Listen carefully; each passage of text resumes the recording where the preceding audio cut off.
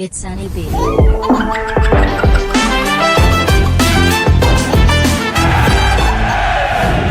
Parenting doesn't come with a manual. We're all learning as we go. But sometimes, even with the best intentions, we make little mistakes that can quietly affect our children, the way they see themselves now, and the world around them. And no, this isn't just about guilt or blame. It's about awareness. Because when we know better, we do better. I'm Eniola, and here we'll learn how to raise kind, confident, and emotionally aware children. So today, I'll be sharing 5 common parenting habits we can shift with love and attention. Stick with me till the end, because the last point might just change the way you praise your child forever. The first is signing them up for too many activities. We live in a world that celebrates busy. Dance on Mondays, piano on Tuesdays, football on Wednesdays. And don't forget, extra tutoring on weekends. But here's the thing. Sometimes, in trying to give our kids every opportunity, we end up giving them no space to just be kids. Research from the American Academy of Pediatrics shows that unstructured play is essential for creativity, emotional resilience, and problem solving. When children have downtime, their brains rest, their imaginations flourish, and they learn self-discovery, not just skill mastery. So maybe the goal shouldn't be to raise the most active child, but the most balanced one. But because sometimes the best memories are made in moments that aren't planned at all. The second is not allowing kids to say no.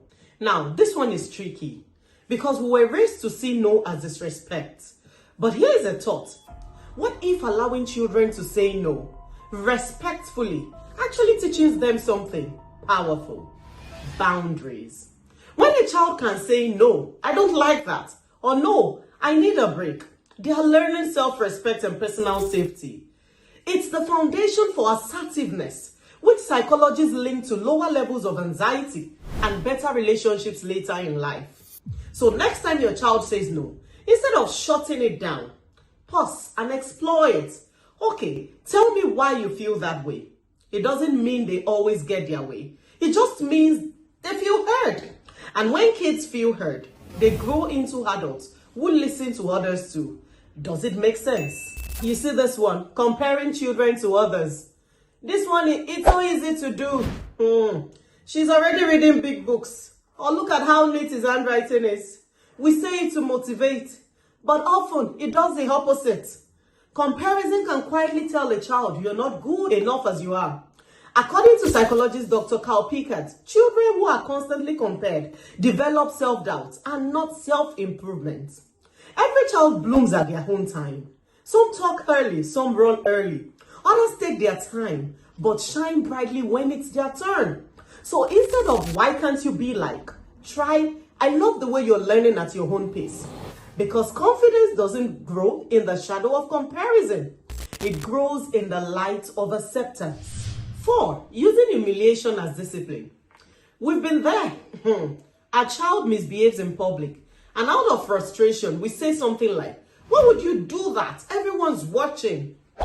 But research by child psychologist Dr. Dan Siegel shows that humiliation doesn't teach, it shames. And shame doesn't lead to better behavior. It leads to secrecy and low self-worth.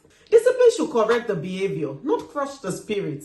Instead of embarrassing a child, pull them aside.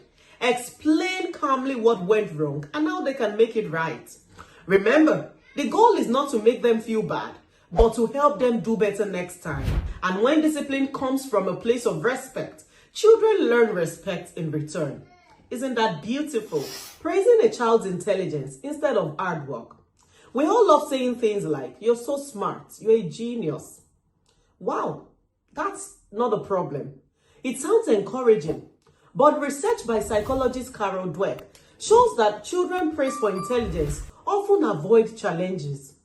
They fear failure because they don't want to stop being seen as smart. But when we praise efforts, consistency, and perseverance, we nurture what Dweck calls a growth mindset.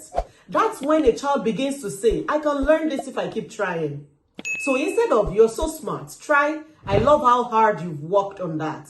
You're teaching them that success comes from effort, not talent, and that's a lesson that lasts a lifetime.